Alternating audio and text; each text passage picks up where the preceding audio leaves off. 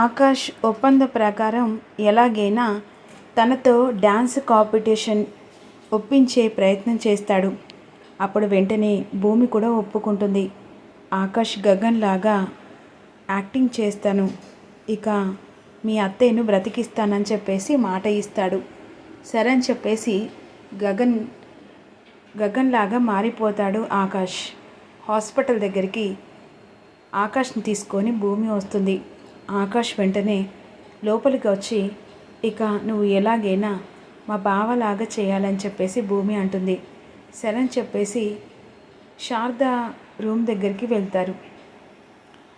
Room దగ్గరికి వెళ్ళేసరికి bed మీద శారద కనిపించదు. వెంటనే ఇక బయటకు వచ్చి అక్కడ సిస్టర్ని, మా అత్తయ్య గారు ఎక్కడికి వెళ్ళారు? మీ అత్తయ్య గారు ఎప్పుడో టీచర్ చేయారు, ఇదిగో ఒక లెటర్ ఇచ్చారు అని చెప్పేసి సిస్టర్ ఒక లెటర్ ఇస్తుంది. నా కొడుకు లేని జీవితం నాకొద్దు, నేను చనిపోతాను, ఇక నా కొడుకు నా దగ్గరికి రాడని అర్థమవుతుంది అని ఒక లెటర్ రాసి ఆ సిస్టర్కి ఇచ్చిన తర్వాత భూమి చదివి ఒక్కసారిగా షాక్ అయిపోతుంది.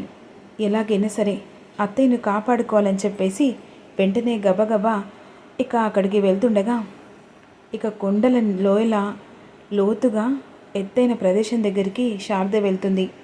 నా కొడుకు లేడు, నా కొడుకు దగ్గరికి నేను కూడా వెళ్తాను, ఇక నా కొడుకు లేని జీవితం నాకొద్దు దేవుడా, ఈ ప్రపంచంలో నా కొడుకు మాత్రమే నాకు ధైర్యం, ఆ ధైర్యమే చచ్చిపోతే నేనెందుకు బ్రతికుండడం అనే విధంగా ఆ లోయలో పడబోతుండగా అత్తయ్య అని చెప్పేసి ఈ విధంగా అంటుంది.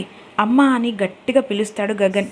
పిలుపుకు శారద లోయలో పడిపోతుండగా తల్లి పిలుపు వెంటనే అలా స్పందిస్తుంది కదా. వెనక్కి తిరిగి చూసరికి గగన్ అమ్మ అని చెప్పేసి ఒక్కసారిగా తన తల్లి ప్రేమ కొడుకు ప్రేమ ఒకరికొకరు హక్ చేసుకుంటారు. నాన్న గగన్, ఏంటమ్మా నన్ను వదిలేసి నువ్వు చనిపోవాలనుకుంటున్నావా? మరి నన్ను అనాథం చేసి వెళ్ళిపోతావా అని విధంగా గగన్ అడుగుతూ ఉంటాడు.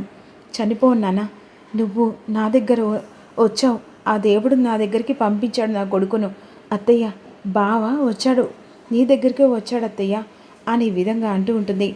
వచ్చాడు భూమి, నా కొడుకు ఆ దేవుడు మళ్ళీ తిరిగి నా దగ్గరికి పంపించాడు అని విధంగా శారద మురిసిపోతూ ఉంటుంది. అమ్మ ఇంటికి వెళ్దాం పదా అని చెప్పేసి వెంటనే గగన్ రూపంలో ఉన్న ఆకాష్ శారదని ఇంటికి తీసుకెళ్తాడు. అప్పుడు వెంటనే ఆకాష్కి భూమి థ్యాంక్స్ చెప్తూ, ఈరోజు మా అత్తయ్య ప్రాణాలు కాపాడావు, చాలా థ్యాంక్స్ అండి అని అంటుండగా, ఇలా థ్యాంక్స్ చెప్పడానికి ఏముంది, అగ్రిమెంట్ ప్రకారం ఇలా జరుగుతూ ఉంటుందని చెప్పేసి నువ్వు అన్నావు కదా, ద్వారానే జరిగిపోయింది అని చెప్పేసి ఆకాష్ అంటాడు. మరి ఏం జరగబోతుందో తెలుసుకుందాం.